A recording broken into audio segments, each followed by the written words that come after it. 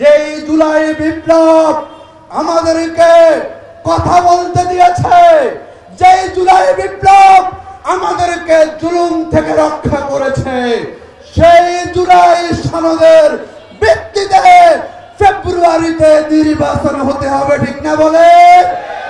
ইতিমধ্যে আপনারা একমত হয়েছেন গণভোটের জন্য, আরেকটু একমত হবেন। আমরা বলবো অবশ্যই আগামী নভেম্বর মাসের মধ্যে গণভোট নিতে হবে।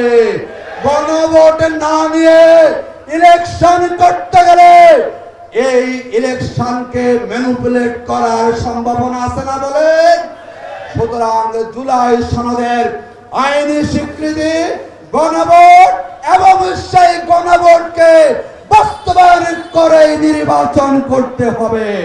সম্মানিত ভাই এবং বন্ধুগণ, আমরা যেই জায়গায় দাঁড়িয়ে কথা বলছি, আমাদের ঢাকা 11 সংসদীয় আসন, এই এলাকাবাসী জানেন বিগত 15 বছরে এখানে এমপি ছিল, জনগণ বুঝতে পারে নাই এমপির সেখানে কি কাজ ছিল।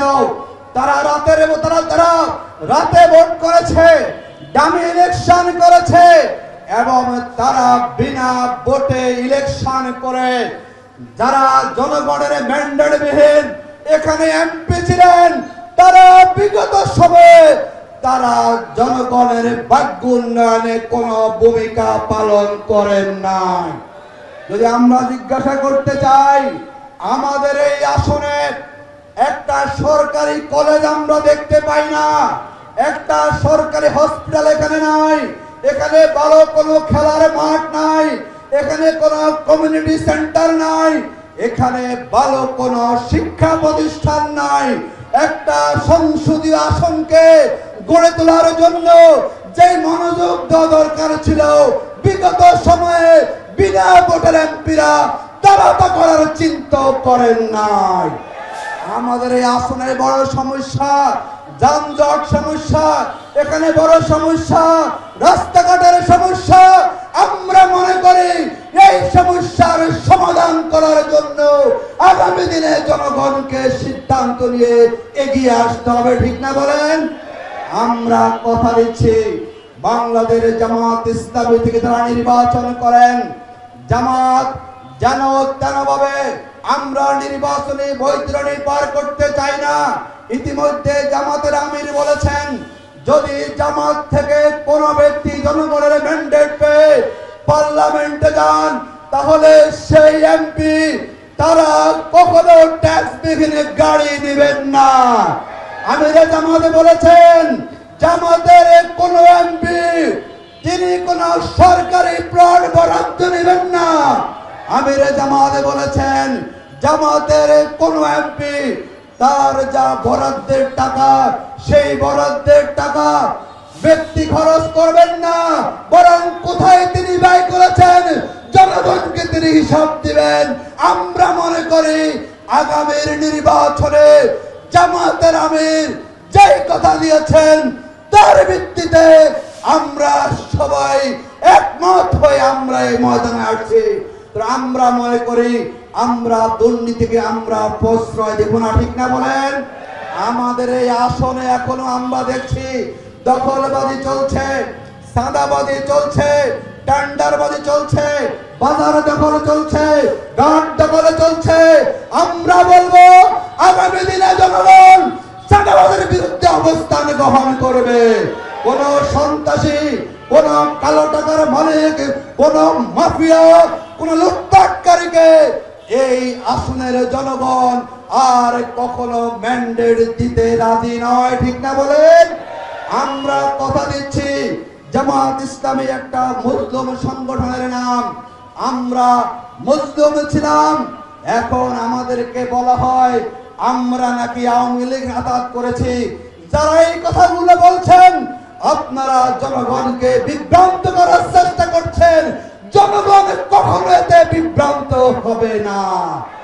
আজকে দেখলাম এক নেতা বলেছেন জামাত নাকি ইলেকশন চায় না। আমরা বলি আমরা ইলেকশন সবার আগে চাই, ঠিক না বলেন? আপনারা ইলেকশনকে ভয় পাচ্ছেন, আপনারা খেয়াল করেছেন যেভাবে সারা দেশের তরুণরা, যুবকরা, নারীরা জামাতকে ভোট দেওয়ার জন্য সিদ্ধান্ত নিয়েছে, তাতে আপনাদের জামানত বাজেয়াপ্ত হওয়ার সাথে বলেন না, আপনাদের জামানত বাজেয়াপ্ত হয়ে যাবে। কারণ জনগণ আর কখনো কোন দুর্নীতিবাদ শক্তিকে তারা ক্ষমতায় দেখতে চায় না, ঠিক না বলেন?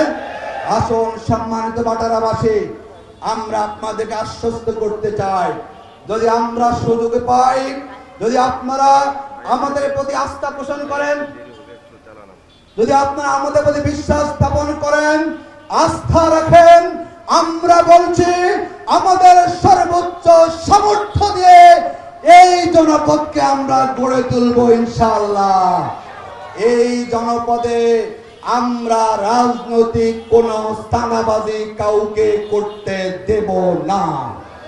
রাজনীতির পদবি হোল্ড করে দখলবাজি করবেন, লুটপাট করবেন, সন্ত্রাসী করবেন, মাস্তানি করবেন, এইরকম কোন শক্তিকে ঢাকা 11 আসনে আমরা বরদাস্ত করব না।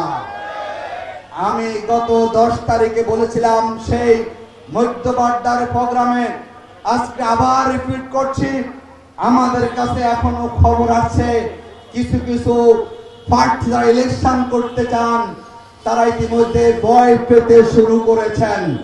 কারণ তারা জানেন তারা জনগণের ম্যান্ডেট পাবেন না, এই জন্য তারা প্রত্যেকটা কেন্দ্রভিত্তিক তারা মাস্তান বাহিনী বাড়া করার চেষ্টা করছেন, আমরা খবর পাচ্ছি।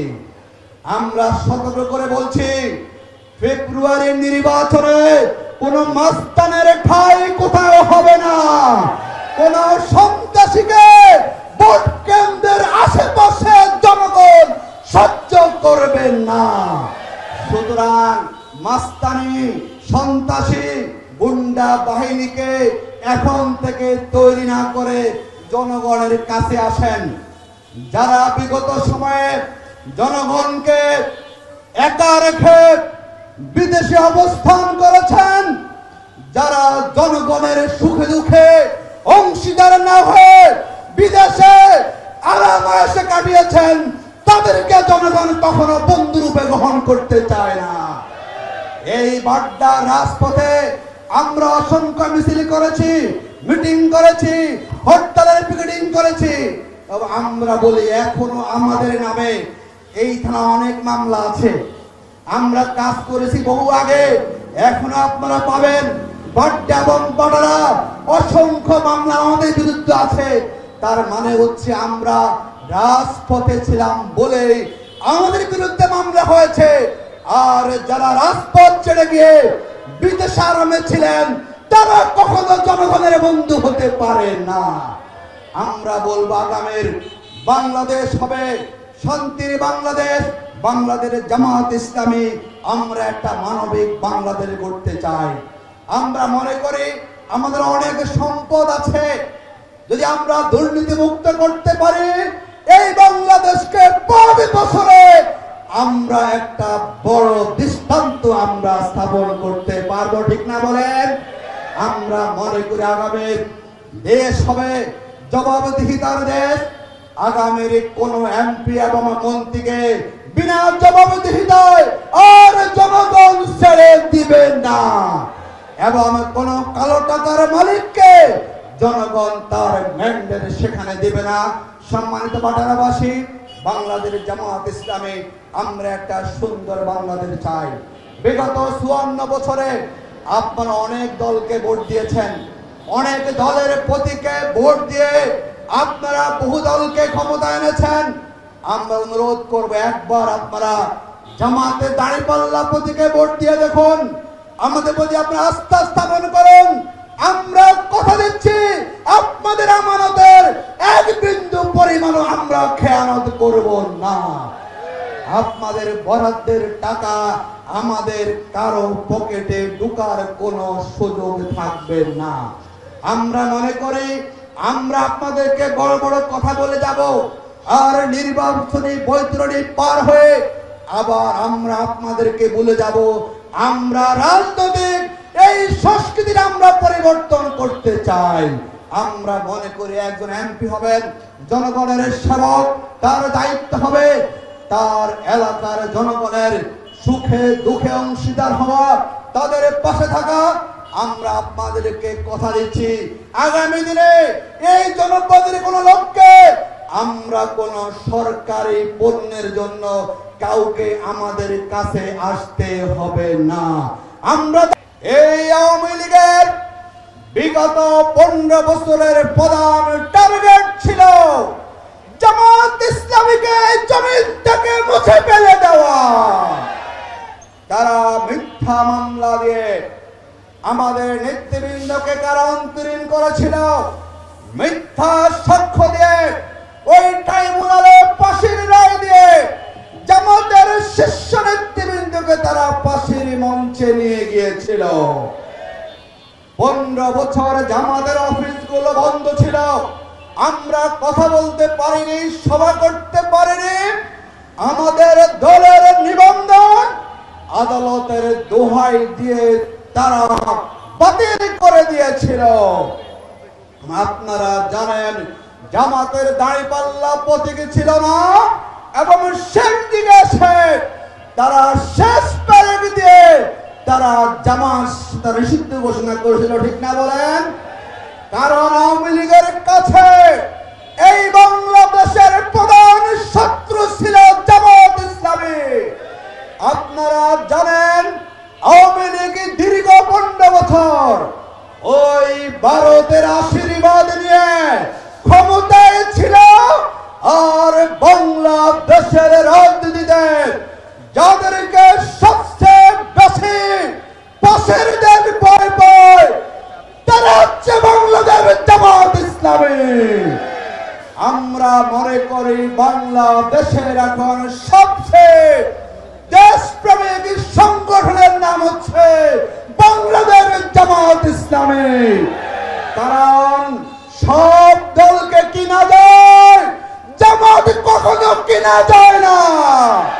সব দলের নেতারা বিক্রি হয়, জামাত কখনো বিক্রি হয় না। যদি বাংলাদেশ কখনো আক্রান্ত হয়, আমরা বলি সবার আগে আমরা বুক পেতে দিব বাংলাদেশকে রক্ষা করার জন্য। অন্য কোন দল এই সাহস কখনো করবে না। সুতরাং আমরা সাহস করে বলতে পারি আগামীর বাংলাদেশ আমাদের স্বাধীনতা, আমাদের সার্বভৌমত্ব যেই দলের হাতে শতভাগ নিরাপদ, সেই দলের নাম হচ্ছে জামাত ইসলামী। এই জন্য আপনারা খেয়াল করেছেন যেই ভারতের আশীর্বাদ নিয়ে 15 বছর আওয়ামী লীগ দেশ পরিচালনা করেছিল, যখন সেই হাসিনার পতন হয়েছে সারা বাংলাদেশে জামাতের পক্ষে গণজোয়ার তৈরি হয়েছে।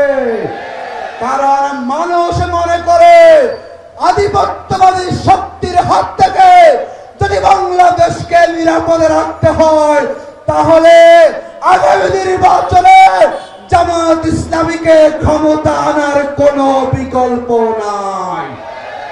আমরা দেখলাম জামাত যখন ক্ষমতা আসার সম্ভাবনা দেখা দিয়েছে, তখনই বাংলাদেশের বড় দল নামে যারা পরিচয় দেন, তারা যেন তেনভাবে আরেকটা ইলেকশনকে তারা পাতানো ইলেকশন করার চেষ্টা করছেন না বলেন। আমরা বলেছি এই বাংলাদেশে আর কোন নির্বাচনকে আমরা পাতানো করতে দেব না। এই জন্য জামাত দাবি জানিয়েছে আমাদের মানবাধিকার বলতে কিছুই ছিল না।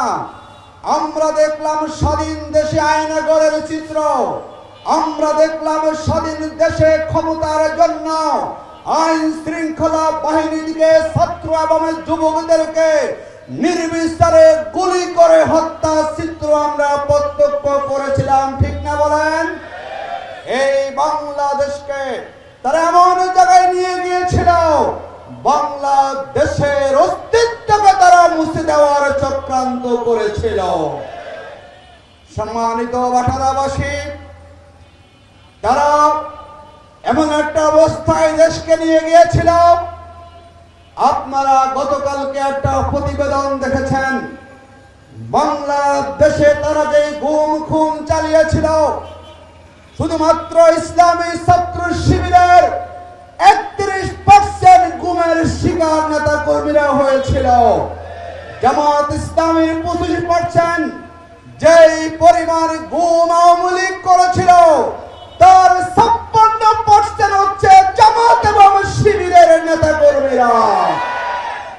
আমাদের এই বাংলাদেশ বিগত 15 বছর ফ্যাসিবাদের কবলে আমরা নিমজ্জিত ছিলাম। একটি স্বাধীন দেশের নাগরিক হিসাবে আমাদের যে গৌরবোজ্জ্বল ইতিহাস ছিল, বিগত 15 বছরে বাংলাদেশের মানুষের সকল গণতান্ত্রিক অধিকারকে হরণ করে নিয়ে গুম খুন নির্যাতন চালিয়ে সেই গৌরবোজ্জ্বল ইতিহাসকে তারা কলঙ্কিত করেছিল।